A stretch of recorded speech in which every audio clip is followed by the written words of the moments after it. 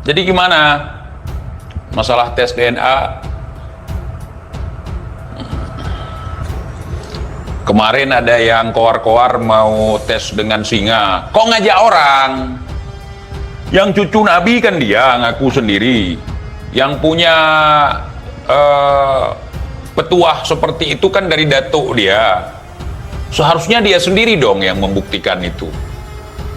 Ya, inilah kelucuan mereka. Jadi buat hal seperti itu agar bisa ngeyel ya ikhwan.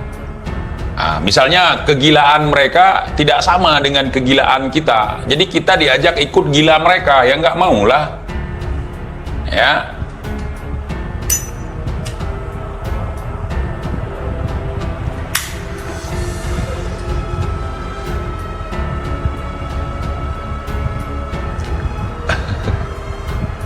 Digigit kobra, kobranya mati, entah kapan kejadiannya, mana buktinya, apalagi kejadian di zaman yang canggih seperti sekarang. Kenapa nggak ada videonya? Aturannya kan bikin drama dulu gitu.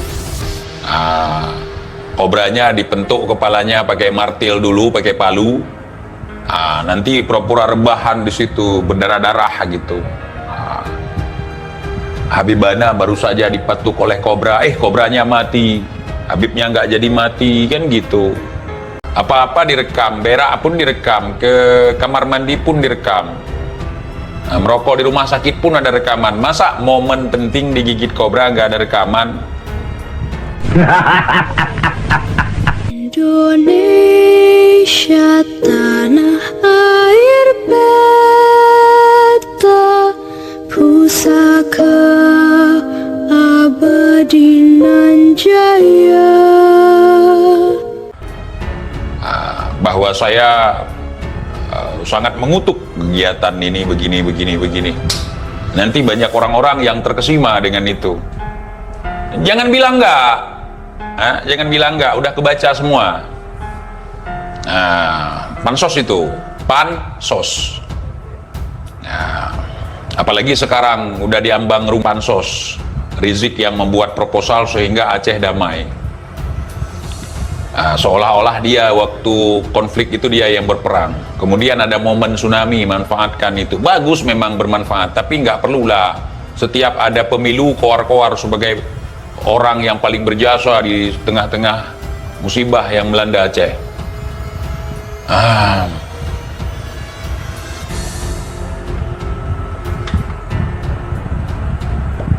Kita harus paham strategi-strategi, ya, konflik-konflik yang terjadi. Kita harus paham di mana ada kedua pihak yang mengambil keuntungan, ada pihak-pihak yang mengambil keuntungan seperti itu.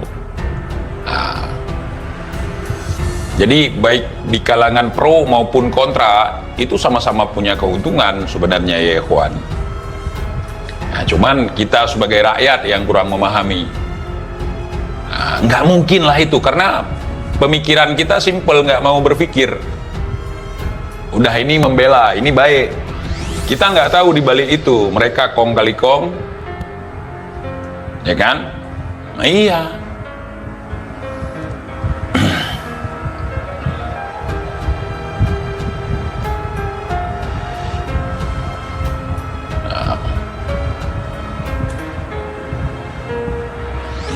Apa ini? Lambe Ireng orang paling logis di Wakanda hadir, siap bikin onar. Jangan bikin onar. Kita harus logis, bukan paling. Logis udah cukup, logis saja udah cukup, nggak usah paling. Kalau udah paling, 2 kali paling ya paling-paling. Setidaknya jangan berpaling dari kebenaran lah, ya.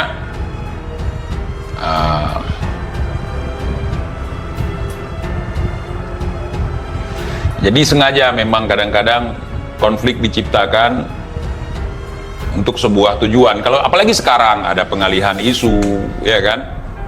Kan mereka sendiri yang koar-koar seperti itu. Ini ada keributan, ini pengalihan isu. Kita anggap aja ini pengalihan isu. Apalagi mereka sekarang sedang dirundung kepiluan karena tidak bisa membuktikan bahwa mereka sebagai kecucuan. Cerita-cerita halu mereka sekarang pada ketahuan. Jadi ngambil momen, ada momen kerusuhan, ada momen bencana alam, ambil momen.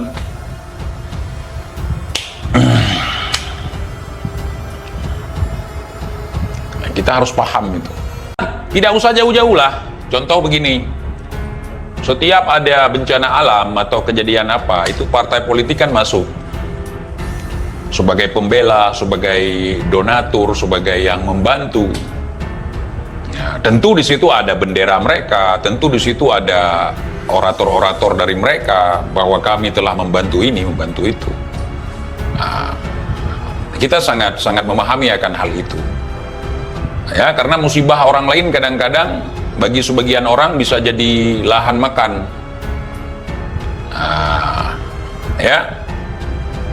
Lahan buat kita makan.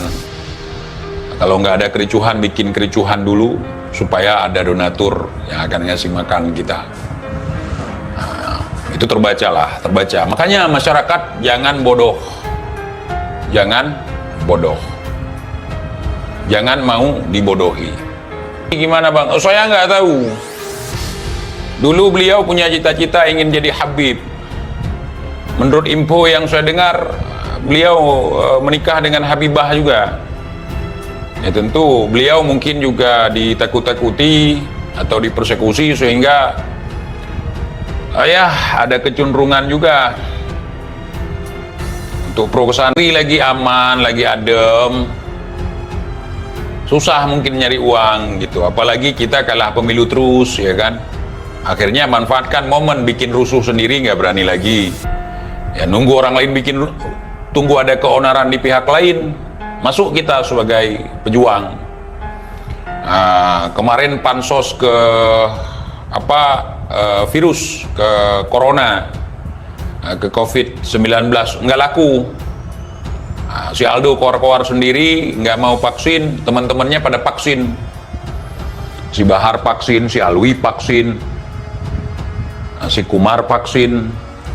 Kan mereka datang ke Aceh naik pesawat waktu itu. Kalau nggak vaksin ya nggak bisa lah naik pesawat.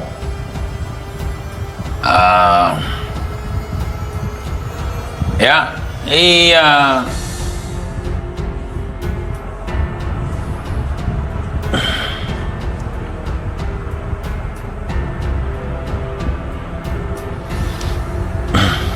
Parah. Karena kita enggan untuk berpikir, makanya dimanfaatkan oleh orang seperti itu. Kalau saya nggak pernah mau lagi, udah yang sudah.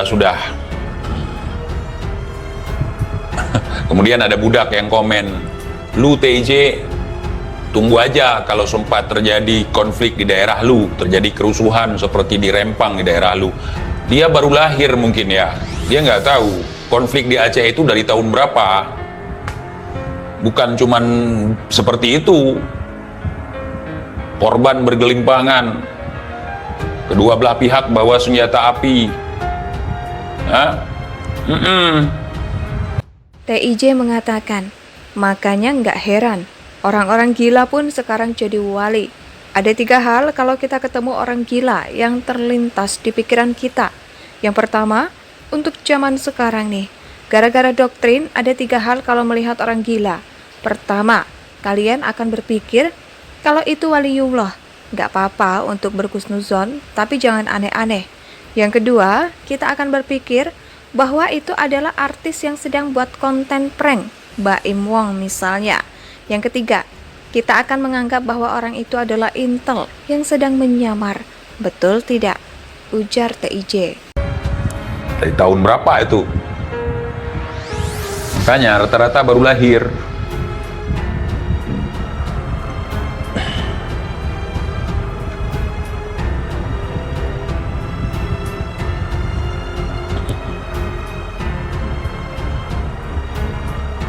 Indonesia sejak dulu kala tetap dipuja-puja bangsa.